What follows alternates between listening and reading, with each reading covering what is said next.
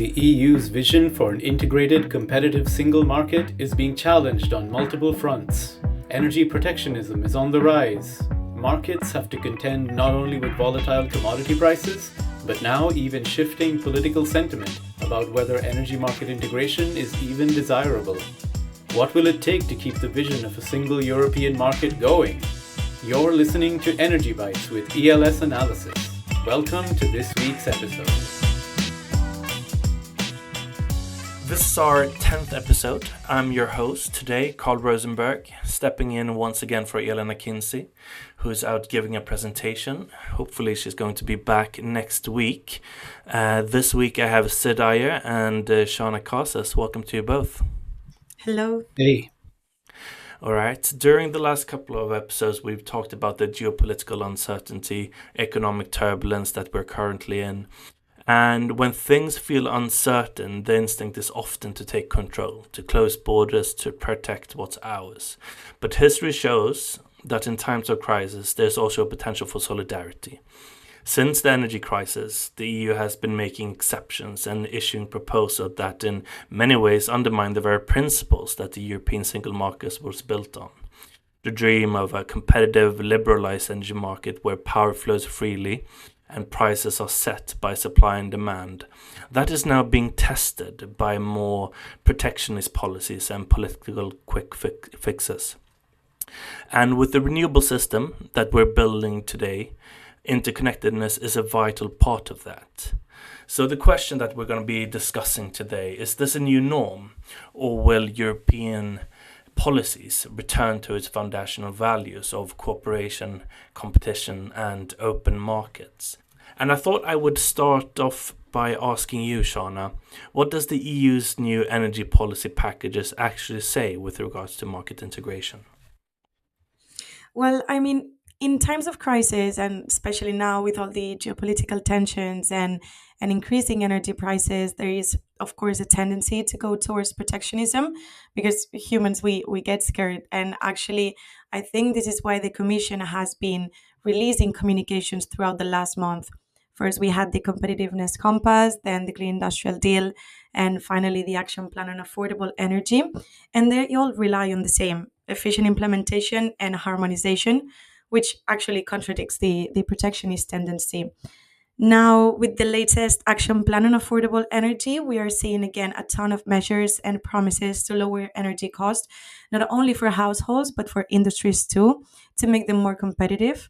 Actually, we're going through them in our post this week on our platform. But again, it is all about integrating the electricity market, strengthening the energy union. And of course, without implementation, these promises are worth nothing. And also, I wanted to say that most of these measures, which according to the Commission will help lower energy prices, are actually guidances to member states. And it will be up to them to implement them for the sake of the energy union. But it will be a task that will concern all the member states. So there is a need to escape from that protectionism in order for the new measures to really be efficient. Otherwise, the new Europe that the new Commission wants will only be a utopia, really. With individual member states coming out with proposals discussing potential fixed resale prices, interconnected cuts, and subsidies, on one hand, I would like to ask you, Sid, what are the biggest risks of these potential policies, and to what extent do high energy prices actually justify interventions like export bans and price caps? Excellent questions, Carl. And by price caps and subsidies there, I'm getting a hint of what has transpired in Norway recently, where the government has decided to allow consumers to have a fixed price of around 40 euros per megawatt hour for their electricity consumption, or a price cap of close to 70 euros. Choosable by the user. So, to answer your first question, the risk of such measures, from a market perspective, it affects the formation of price and the formation of demand, really, because if consumers are shielded from high prices, then they will not lower their consumption, and instead might consume a lot more, driving up demand and so the market prices. Of course, there is an upper limit, but the fact that market fundamentals mean that planning for production based on fundamentals will not really be possible. That's a risk from such sort of intervention, such as price caps. Even if actual prices in the market are visible and real, the supply and demand is not based on that price, but rather an artificial one. And for your second question, when looking at the justification of such measures in order to protect consumers, well, it is essentially a protectionist measure, and we see so much more of that happening throughout Europe. These tendencies of protectionism are on the rise, and although although the energy markets have traditionally been working fairly well, things are changing now on the backs of multiple crises, one after the other. First, it was the COVID pandemic. Then, very soon after that, in terms of years, it was the energy crisis and the war between Russia and Ukraine, which all of these events led to high prices throughout Europe. And while beforehand it was considered okay within Nordic countries to export power to the rest of the continent because Nordic prices remained low, and consumers were not hit so hard. With these repetitive crises, it's less and less politically expedient to export power. And we see that reflecting in the politics of both Sweden and Norway, with measures to cut off exports towards Germany, to Denmark, either preventing the construction of new cables or considering even scrapping existing ones in order to keep low Nordic power prices within the Nordics. The presence of these crises is threatening that market integration, which is the vision of the EU. But is that good for all of the members? Well, not really. An integrated market is more efficient, and the best solution would be achieved. But when crises are hitting, that's less of a priority. I thought I would ask you about that. Said, we are seeing member states that traditionally has been seen as very stable, very cooperative players, such as Sweden and Norway. Why is this changing now? Yeah, that's a very good point. Sweden and Norway have long been fairly willing to export power to the continent, but as of late, in the last few years, that has really taken a beating. I think the perception of power prices here is one of the reasons. There's a lot more volatility in them now, even if the Nordics continue to have some of the lowest power prices in the EU. The volatility is what filters through to consumers, and not being fully aware of what affects these the volatility on one's electricity bill, as well as perhaps not having the tools to really control it, to wield market power as a consumer. That leaves the general populace in the dark, and more reactive towards towards the political situation of energy more generally, and more willing to jump for quick fixes, or perceived quick fixes, such as protectionism, cutting off exports, that sort of thing. Yeah, on that note, Shauna, does EU have the tools? Will the EU revert back to introduce strict rules to prevent national governments from making EU interventions in the EU energy markets? Or are we going to see a continued trend of market intervention? Yeah, I mean, as I said, some of these measures are recommendations and guidances. So at the end of the day, it is up to member states to decide what they want to do. But I think that the Commission has also thought about this risk, and it is mentioned in the recent communications that, if necessary, these recommendations and guidances may be accompanied by legislative proposals to make them mandatory. So we could see that happening, but of course, it would be a solution more in the medium term rather than on the short one, which is what these guidances and recommendations are after, since they do not have to go through a legislative process and can be directly implemented by member states. So we could see that happening, but again, it would be more in the medium term rather than an urgency measure. To ask you, the both of you, how did we go from a integrated, liberalized energy market that was developed in the early 90s to resurgence of this protectionist policies? Is this a product of a faulty EU vision, or is this sort of just a response to these crises that's been happening for the last couple of years with COVID and with the energy crisis following the war in Ukraine?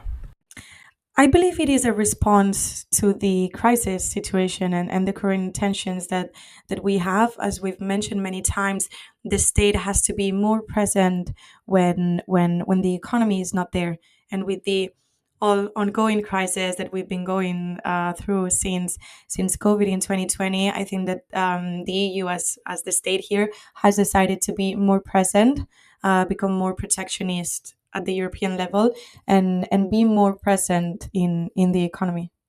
Yes, and in terms of from a market perspective, why that's happening now, I do also feel like it's a reaction to the crises that we're sort of going here. Not because the end goal is a bad one, but rather that the steps towards that goal are not working out in favor of everyone who has to sort of take roles in towards that end goal.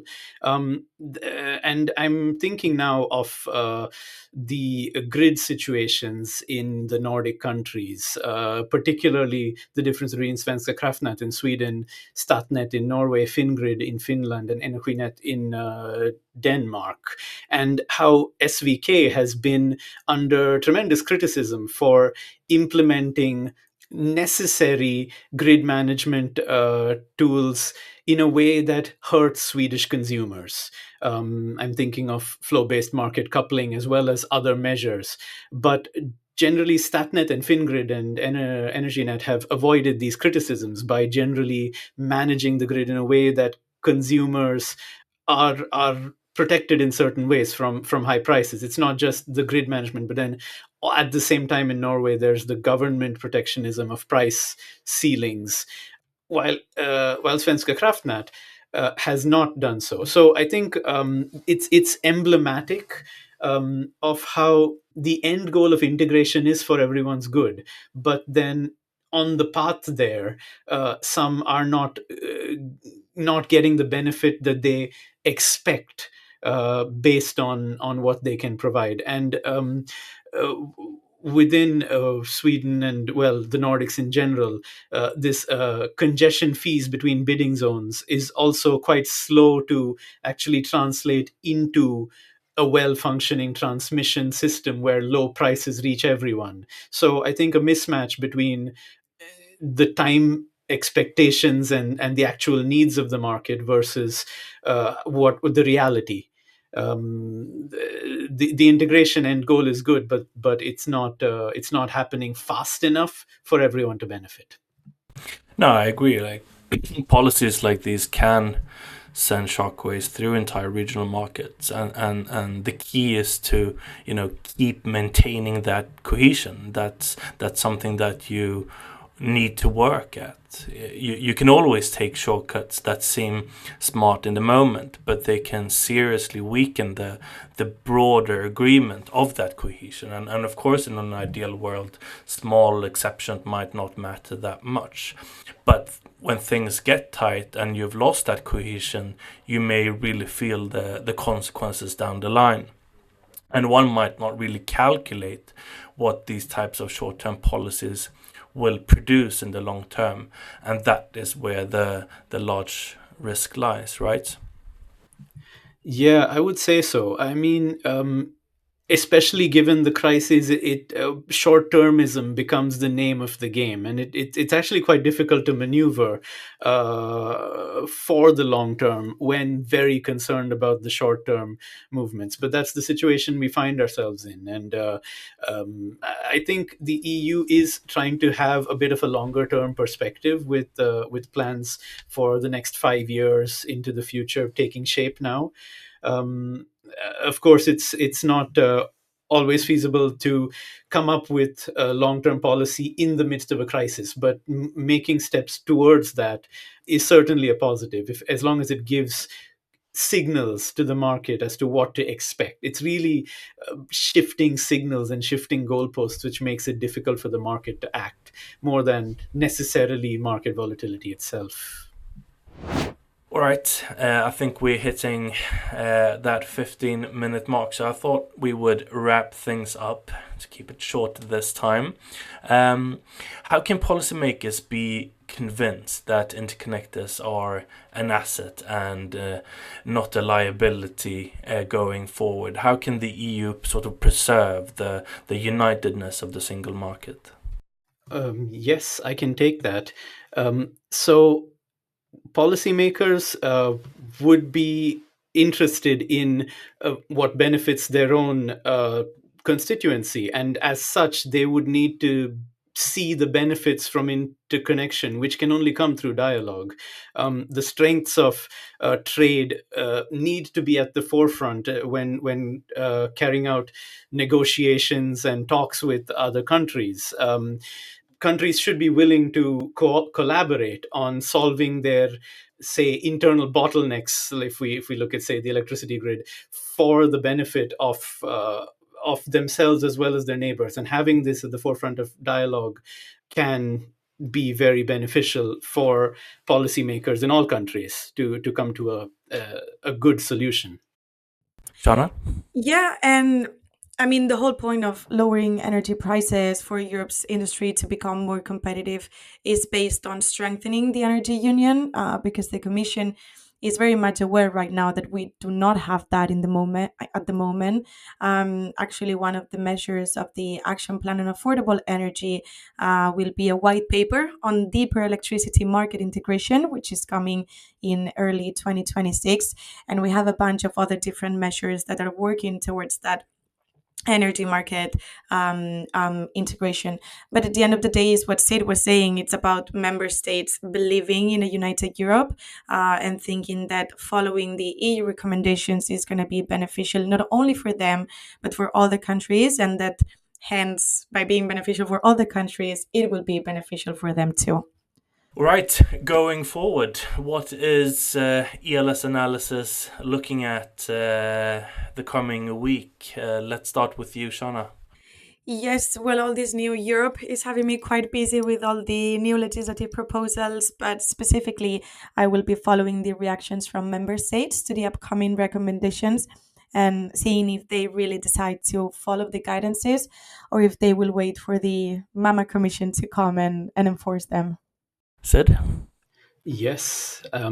So March is quite an eventful month in the electricity markets up here in the Nordics, with automatic MFRR or balancing activation having its effects on balancing prices in Sweden, quite extreme ones, in fact, and a transition to 15-minute pricing later in the month, ahead of 15 minutes being for all electricity trading later in the year. So yeah, I'll be watching how prices move in response to all of these stacking changes coming all at once. Right. Well, today the Swedish government has called opposition to energy talks. There will be the Swedish parliamentary parties will be discussing how new nuclear power should be financed. So we at ELS will follow that very closely, of course. But with that said, I'd like to thank you all for today, and I'll see you next week. Thank you very much. Bye-bye. Thank you. Bye-bye. Thanks. Bye. Thank you for tuning in to Energy Bites with ELS Analysis.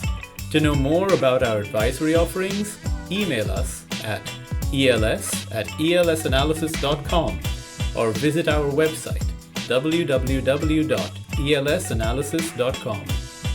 Follow us on LinkedIn to stay up to date on our latest activity.